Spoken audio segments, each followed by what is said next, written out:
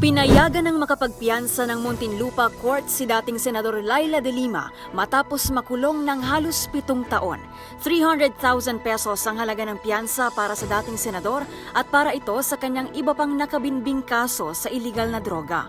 Pinayagan ng Muntinlupa Regional Trial Court Branch 206 ang motion for reconsideration ni de Lima para sa bail petition nito. Lahat ng kanilang depensa sa korte ay nakabase sa ebidensya at record ng kaso. Yan ang giit na abogado ni de Lima na si Attorney Bonnie Tacardon sa naging panayam sa kanya sa damdaming bayan. Kaugnay naman sa pag-atras ng mga tumestigo laban kay de Lima, partikular na si dating Bureau of Corrections Officer in Charge Rafael Ragos. Nilinaw ni Tacardon na voluntaryo raw itong nagbigay ng salaysay tungkol sa pagbawi sa kanyang mga naunang pahayag. Pinanindigan po niya na siya ay tinakot, pinilit ng dating Secretary of Justice natin, no?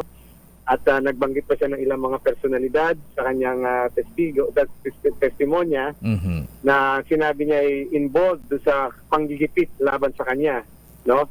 Sabi niya he was coerced on this and making that statement, and he even mentioned to the panel of prosecutors that they should not expect a smooth testimony from him because everything is coming from a lie. Samantala, paliwanag ni Tacardon, sa kasalukuyan ay pinapakinggan ang formal offer of evidence ng prosecution kung saan ipinasa na lahat ng ebidensya, kabilang na ang mga testimonya ng mga testigo at nakatakda itong pag-aralan ng korte. Soon as the court resolves the formal offer of evidence, the rules allow us to submit what we call a demurrer to evidence, no? Yung demurrer to evidence po ay isang proseso kung saan hinihiling na ng akusado ang tuluyang pagbasura ng kaso. Nang tanungin naman kung magsasampa ang kanilang kampo ng kaso laban kay dating Pangulong Rodrigo Duterte, ayon kay Tacardon, wala pa raw ang usaping ito sa isipan ng dating senador. Sinabi ni Senator Laila de Lima na hindi pa niya talaga ito na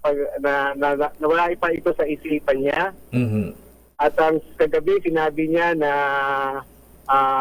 hindi pa ito top of her mind dahil ang kanyang gusto muna ngayon sa kasalukuyan ay makapiling muli ang kanyang may sakit na ina. 91 years old na po yung kanyang ina. Wow. Na ngayon ay bedridden.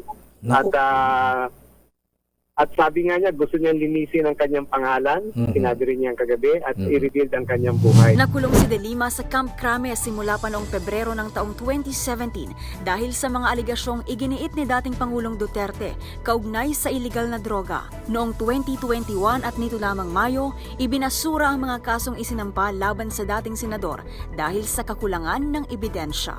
At yan ang MBC Network News. Mula sa kauna-unahan sa Pilipinas, DZRH, ito si Pamela Adriano. Tuloy-tuloy sa pagbabalita, tuloy-tuloy sa serbisyo. Sama-sama tayo, Pilipino.